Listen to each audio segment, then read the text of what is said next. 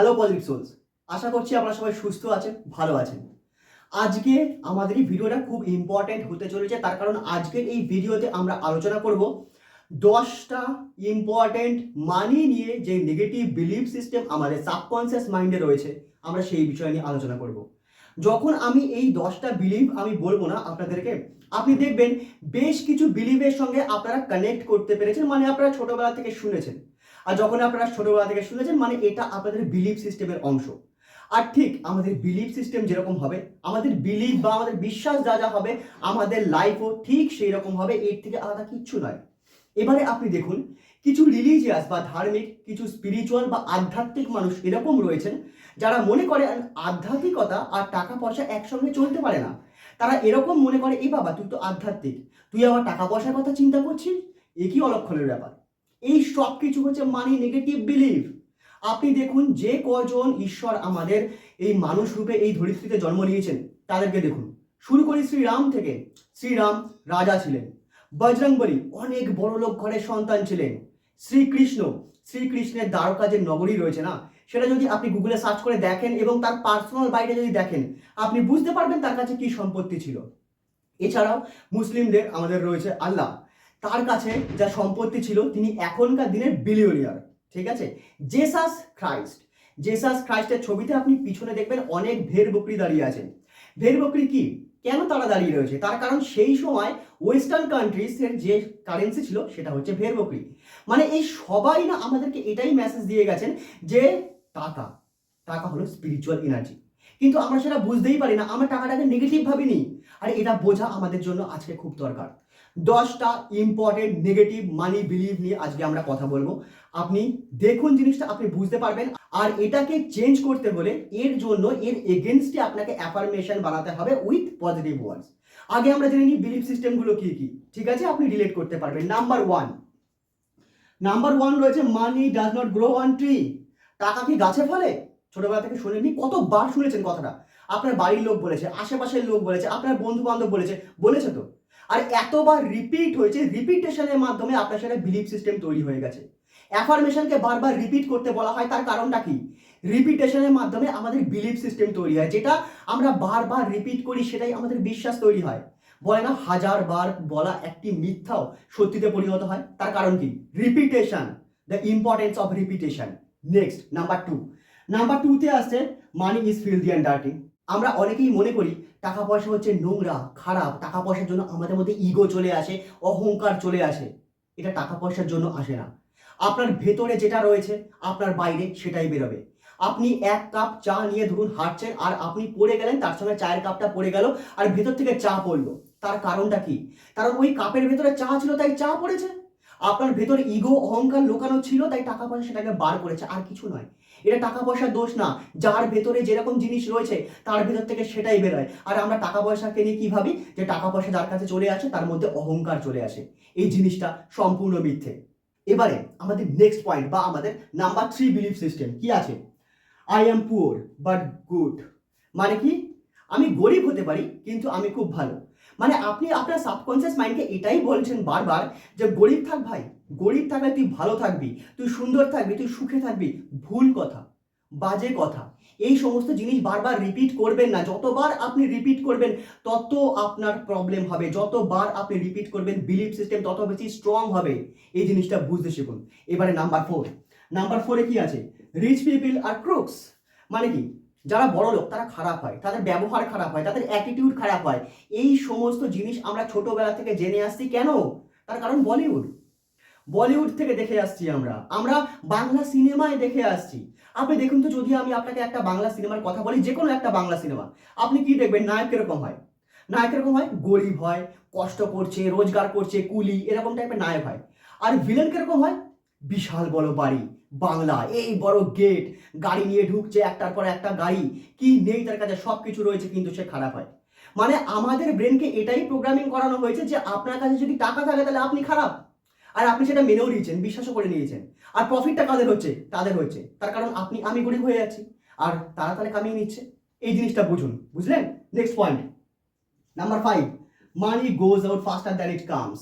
আমরা অনেকেই বিশ্বাস করি যে আমার কাছে যতটা টাকা আসে না তার থেকে বেশি খরচ হয়ে যায়, জানি না আমার না খরচের হাত অনেক বেশি, আমার খরচ অনেক বেশি হয়। এই সমস্ত জিনিস আপনি বলেছেন নিজেকে, যতবার আপনি বলেছেন ততবার সেটা রিপিট হয়েছে, যতবার রিপিট হয়েছে তত সুন্দর বিলিফ সিস্টেম স্ট্রং হয়েছে। আর আপনি এইভাবেই আপনার জীবনকে চেঞ্জ করছেন টাকার ক্ষেত্রে। আমাদের পরের পয়েন্টে আসছে নাম্বার 6 এ কি আসছে, only people who cheat have money. মানে সেই সমস্ত মানুষরাই টাকা রোজগার করতে পারেন যারা চিট করেন বা যারা চিটিংবাজি করেন, একদম বাংলা ভাষায় চিটিংবাজি করেন। তাহলে আপনার মনে হয় যে সবাই চিটিংবাজি করে বড়লোক হয়েছে? আর আপনার ব্রেন বলছে, আপনার সাবকনসিয়াস মাইন্ড বলছে আপনি তো ভালো মানুষ, আপনি তো চিটিংবাজি করবেন না, তার মানে আপনি চিটিংবাজি করবেন না মানে আপনি ভালো মানুষ, ভালো মানুষ মানে আপনার কাছে টাকা থাকবে না। তাহলে ভালো মানুষের সঙ্গে টাকার রিলেশনটা কোথায় আসছে? টাকা আর ভালো মানুষ কি দুটো আলাদা জিনিস? মানে ভালো মানুষের কাছে টাকা থাকতে পারে না? আপনি বলুন তো, টাকা তাহলে কার কাছে থাকবে? যদি ভালো মানুষের কাছে টাকা না থাকে, টাকা কার কাছে থাকবে? খারাপ মানুষের কাছে, যাতে সেটা তারা খারাপভাবে ইউজ করে। মানি তো একটা এনার্জি, মানি তো জানে না যে তাকে কিভাবে ইউজ করা হচ্ছে। আপনি যেভাবে ইউজ করবেন সেইভাবে আপনার কর্ম তৈরি হবে, আর সেই হিসাবে আপনার কর্মফল হবে, তাই না? তাহলে মানি একটা এনার্জি, মানিকে ভালো খারাপ হিসাবে বিচার করা যায় না, it's depend on the human, আমরা কিভাবে সেটাকে ব্যবহার করছি। ইলেকট্রিসিটি, ইলেকট্রিসিটিতে আমরা লাইট জ্বালাতে পারি, ফ্যান চালাতে পারি, আমরা টিভি চালাতে পারি, এসি চালাতে পারি, আর সেই ইলেকট্রিসিটি দিয়েই আমরা কাউকে মেরেও ফেলতে পারি। তাহলে দোষ কিন্তু ইলেকট্রিসিটি নয়, দোষ হচ্ছে সেই মানুষের যে এটাকে খারাপভাবে ইউজ করছে। আসুন আমাদের নেক্সট পয়েন্ট হচ্ছে নাম্বার 7, ও I could not charge that much. মানে আপনি কোনো কাজ করছেন আর সেই কাজের জন্য একটা অ্যামাউন্ট আপনাকে ধার্য করতে হবে, কিন্তু আপনি সেই অ্যামাউন্টটা বাড়াতে পারছেন না। আপনার মনে হচ্ছে বাবা এত টাকা নিয়ে নেবো লোকের থেকে, আমি তো এইটুখানি কাজ করছি। মানে আপনি আপনার মানি এনার্জিকে ব্লক করছেন, আপনি আপনার মানি এনার্জিকে বলছেন এতটা দরকার নেই, কম আসুক আমি তাতেই খুশি। আপনার সাবকনসিয়াস মাইন্ডকে বারবার আপনি এটাই প্রোগ্রামিং করছেন, তাই না? তাহলে আপনার কাছে যখন টাকা কম আসবে তাহলে আপনি কেন কমপ্লেন করছেন? আপনি কি রিপিট করছেন সারাদিন, সেটা কি আপনি খেয়াল করছেন? আমি আমার রিপিটেশন চেঞ্জ করেছি, আর অনেক কিছু পরিবর্তন হয়েছে, আর আগে আরো অনেক কিছু পরিবর্তন হবে। আমি চাই আপনাদেরও হোক। আমাদের next point number 8, never lend money. টাকা কাউকে ধার দিস না ভাই, টাকা একবার ধার দিয়ে গেলে না সে আর ফেরত দেয় না, টাকার ফেরত আসে না। ছোটবেলা থেকে শুনছি। তার কারণ কি হয়, আমাদের বাবা মার থেকে কেউ টাকা পয়সা নিয়েছে, সে ফেরত দেয়নি, অথবা কোনো বন্ধু বান্ধবকে আমরা দিয়েছিলাম কোনো ছোট অ্যামাউন্ট, সে ফেরত দেয়নি। আর তার ফলে কি দুটো তিনটে জিনিস দেখেছি আমরা, একটা দুটো জিনিস আমাদের সঙ্গে ঘটেছে, ব্যাস আমরা সেটাকে বিলিফ সিস্টেম বানিয়ে নিয়েছি। এটা কেউ চেঞ্জ করা প্রয়োজন।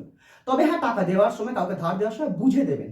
আপনার মন না বলবে, আপনার আত্মা বলবে একে দেওয়া যায় বা দেওয়া যায় না। আপনার ইনটিউশন যখন বলবে একে দেওয়া যায় না, তাহলে কেন দেবেন? দেবেন না।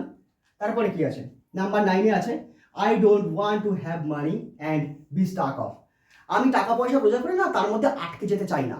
আমি চাই জীবনে খুশি আনন্দ টাকা ছাড়া আসে না।